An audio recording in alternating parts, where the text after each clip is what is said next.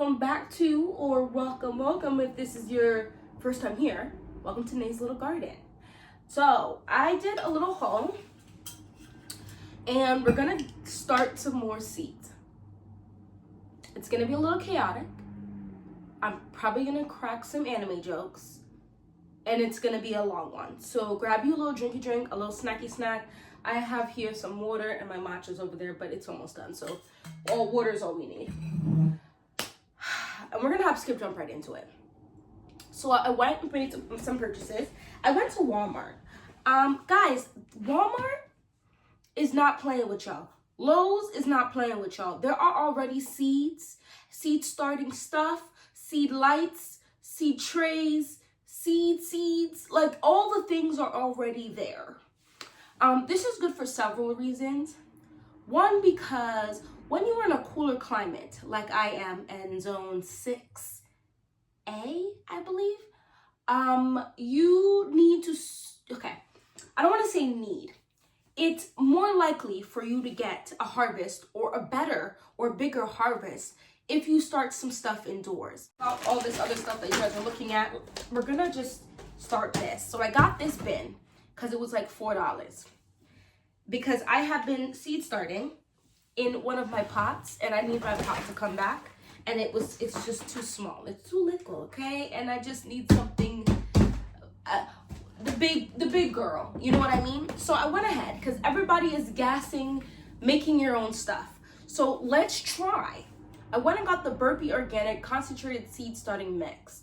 Now this says it is coconut core. And it says made with coconut core, unlike peat moss, a renewable and sustainable resource. All right, why y'all hating? That's crazy. They really put that out there. So essentially, you're going to want to place this brick in a bucket or container.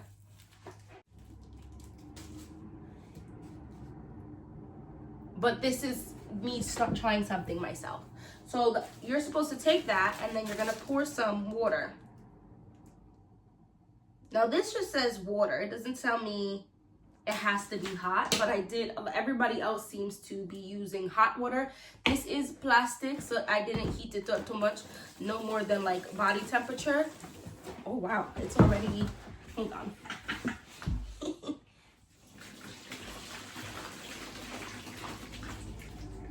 Okay, so from what I could tell, it needs more water than you expect.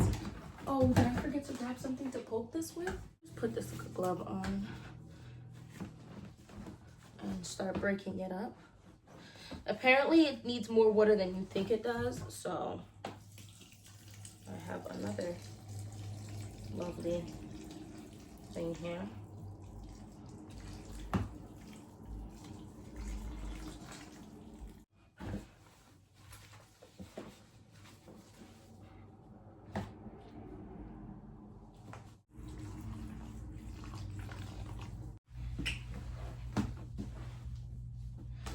Okay, this is the second piece of plastic I'm pulling out of this.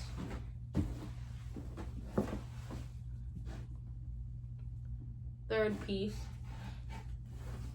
I'm wondering if I just opened it insane though, because they're like strings that could have come from how I pulled it. So, okay, that looks to be it. I got here Back to the Roots Organic Vermiculite that I also purchased. And this just increases the moisture holding capacity of the soil. So I'm gonna put some of this in here. When it comes to gardening, there are some very particular people in the gardening space and they get some amazing results. But I feel like when it comes to doing, well, any hobby really, but, well, some do require specifications, but gardening specifically, you don't have to be as exacting as if you don't want to, or you just don't have the patience and time. Does that make sense? Just a little bit more. No, I did not start any soil last year. This is one of the primary soils I used last year that I felt like was just fire. you can get that, guys, and you can get many bags. You can get 6 bags of that for like $46 right now on Amazon, and around the same price on the website if you'd like to prefer, which is just the Coast of Maine organic, natural potting soil. And it just worked just fine. It really did. I'm not knocking what anybody's saying. I'm just saying when you're getting into something, sometimes you need to take the easier route, and each year you can up it a little bit. Yeah, it's holding some shape and a little water's coming out. So this should be good enough to make some soil blocks. Now, if you watched me make some soil blocks last time, I'm going to tell you right now, there is a okay, it's not as easy as I feel like sometimes they make it look. Or maybe I just am not, maybe, it's me. There is a chance for user error. There also, just so you are aware, the soil blocker comes like this, and when I did them, there was no hole like everybody else's. I don't know if I was just watching ones that expected us to know, but guys, it does in fact come with the things to make the holes. You just have to put it on there. Yeah.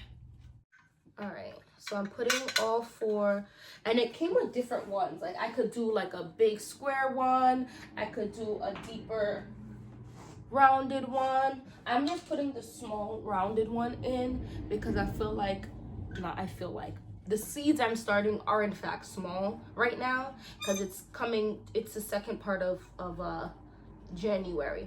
And if you feel like I am starting seeds early, I probably am. Now, I am not as concerned because I have ample seeds, so I'm experimenting to see if it's really going to cause all of this harm. The other thing I purchased, though, just to be extra safe, was these right here. And I might go ahead in a week or 2 and buy another 1 or 2 of these. This is a 2-quart seedling pot. Would I start seeds in this? Absolutely not. It's massive. The something is big, okay? Now, what I think this is going to be useful for is up potting. Now, am I going to up pot a seedling straight into this? Absolutely not. The sheer amount of soil and space this is going to take up is astonishing. What this is, though, and you can judge me if it makes you feel better, I did in fact start a couple tomatoes and peppers. I know. What was I thinking? I'm thinking I have like 20 packs of tomatoes and like 15 to 18 packs of peppers. And starting 2 or 3 seeds of each pack when they come supposedly with the minimum of 10, which I'm noticing it's more like 15 to 20. I can afford to do that. Especially now that I have this little handy dandy batty. I'm gonna open this just so I can show you what one pot by itself looks like. Huge. I said in another video there were 3.3 inch pots I had. No, they're 3.03 inch pots. They're small, but they're big. Small but big meaning there are some pots that people use, like the seedling trays that people use, that have like this much space to grow seedling, and that stuff you have to up pot quickly. And obviously, seeing as my last frost date is until like May 7th. Granted, a lot of the seeds I did start was onions and microgreens, so not too much. I will up pot to the 5-inch pot, and if it looks like it might even be remotely coming towards stress, which would make it put on flowers, I will then up pot it into this big boy. This is, you see this? This is no heavy duty nonsense. I got this, the whole pack, it's 8 of them for like $8.95, okay? So it's, I'm gonna have to take time when I use this, but it's usable, guys, it is. And as I see, if I actually have success with starting so early and then being able to up pot them, I will in fact go ahead and just make that purchase from the Bootstrap Farmer, because they seem to have everything. They're just expensive because the quality is there. You know what I mean? I also purchased this bad boy right here. This is also not the hardiest thing ever. It's gonna hold some stuff just because the way they made it. The bottom is actually fairly sturdy. The less sturdy part is the actual walls. But I wanted to get this 10 by 20 because I really want the one from Bootstrap Farmers, and maybe next year I'll get it. But I have 10 by 10 trays, which are actually fine, and I actually really like them for my microgreens. But when it comes to putting my 3.03 inch pots on them, it's not fitting enough. Like, this is gonna fit and be under an entire shelf, and I won't need anything else, so I can bottom mortar, and it'll just be easier. Because as I start more stuff, I think this will just be easier. So I only got one for now. Let's just go ahead and get this started. I don't have the proper form, okay? I'm Goku season 1 right now. Kind of badass, but you know, I'm gonna die 13 times before I really get it together. So I'm just gonna start stuffing these in here. This is just what I find is working for me right now. I don't know if I'm weak and I'm not pushing it enough or what, but just pushing it down wasn't getting stuff in to stay in there. I'd go to pick it up and it would drop out. It was actually annoying. So now a little pressure, and then I'm gonna brush off any extra because you'll want it to sit on flat. So you want it to be flush with the actual bottom of this thing and not be bulging, which is another error I feel like I did.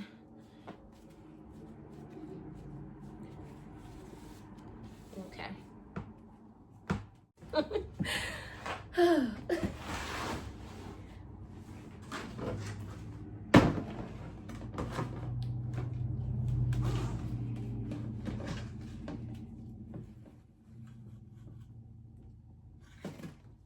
Guys, do you see what I mean? Some of the soil separated. Now, I'm gonna redo it, but it does actually have a hole. I don't know if you guys can see this time. So I'm gonna redo it again. See, like, did I apply too much pressure just now? We'll never know. Well, I guess we will know if nothing can break through it. I also am going to do I'm gonna do all types of experimentation, all right? So if that stuff stresses you out, this may not be for you, but I'm gonna try some carrots in here because people said they have threaded carrots and beets and they come out just fine. Other people will say, don't ever plant root crops out. I'm gonna do both and just see what happens. Because like I said, I have so much packets that if I actually manage to grow some stuff, then I'm gonna do both every year just so I can get a little bit of an earlier harvest. Guys, please, don't stress me, don't stress me, don't stress me.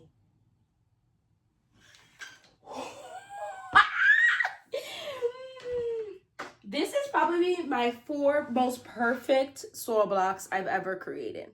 I'm gonna keep doing this and I'm gonna come back, okay? Because I still haven't made all of my onions that I need to make. And actually, this is the week where my phone is gonna tell me to start my onions. I started them early because, to my knowledge, and it seems to be the consensus for most people actually, you want to start your onions as soon as possible because it seems like they don't start bulbing till like the month before you harvest. I'm being dramatic, but you get what I'm saying. Like, it's some time that they take their time. All right, so I have 16 done. I'm gonna take a pause on that. That stressed me out just now. I'm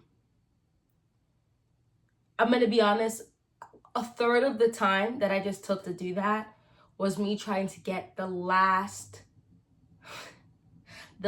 soil block in here. I am using the long one at the top for a lot of my stuff that is just on the small pots by itself. So I went and got the 10-10 tray, and I can fit 4x4 on here, so there's 16 soil blocks on here. I kept trying to take the soil block off and the top of it would come off. So for me personally, I found I had to squeeze it halfway, let it go, squeeze it up again, and then pull it up for it to stay together. So for the most part, they're quite uniform. Some of them are still a little smaller, and I just had to choose peace. So I let it rock. This ish is not cheap, but everyone talks about it, which is the mycorrhizae.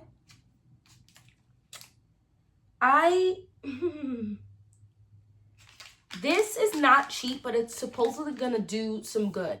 1 teaspoon per 1 gallon of water.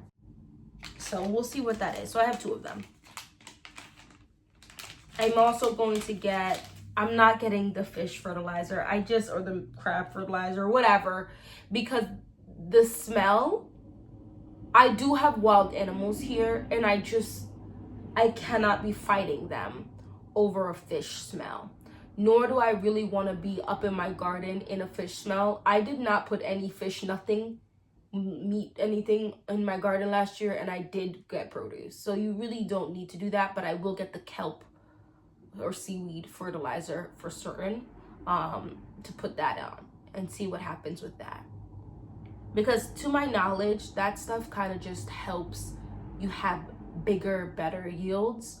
You're gonna get yields without it, but just if you want bigger, better yields, go ahead and just add it. We do those soil blocks, so I'm just gonna go ahead and give a handful into this soil back here because there's plenty of soil still there. Okay. This is gonna last a hot minute as well, because what's gonna end up happening is I'm gonna probably fertilize once a month. And I'm gonna fertilize with this. Then I'll fertilize with, okay, maybe twice a month. I'm being extra. I'll fertilize probably twice a month. I can handle that. But I'll fertilize with this, and then the second part I'll fertilize. Oh, no, I'll probably start with the liquid, then I'll do this because this is already in the soil, right? Because to my knowledge, this is gonna be a slower release, and then the liquid is gonna be able to quickly hit the plants a little more. And then I'm gonna see how I feel at that point. But I feel like I can do twice. And what I'm gonna end up doing is putting this down on my calendar. I'm going to trash this. And when I say trash, I just crush it up and put it back into the pot, because I think if I just put boiling water into that and refertilize it, it'll be fine. But it's only these. The ones over there don't have this issue, so I don't know what I did wrong for this one. But there's like white all over it, and I feel like this these still haven't. This is the only one of it that has sprouted like this, and the other ones 97% have sprouted. It's annoying me, so I'm gonna probably trash these and toss them in there, because I have and then boil it, like put the boiling water in there and reuse it, like sterilize that and then reuse that soil, because I have the time. And I feel like when you start early enough, like at this point, it just makes it easier that if you botch something, you can restart it and it's okay. Versus if I started my onions February 15th, right? Because that's like, you gotta start now. And then 2 weeks later, I'm having this problem. I'm gonna be tight, because it's like you gotta really give it 2 weeks for them to really stand upright. Because now we're looking into almost the beginning of March, in which, because February is such a short month, the beginning of March, oh my gosh. You're in the beginning of March, and now I'm sitting here like, a third of these need for redo. And is that gonna be the end of the world? No. Do I want to potentially be able to plant out a fast crop after I pull my onions? Most definitely. Because it's looking like possibly end of June, beginning of July is when I would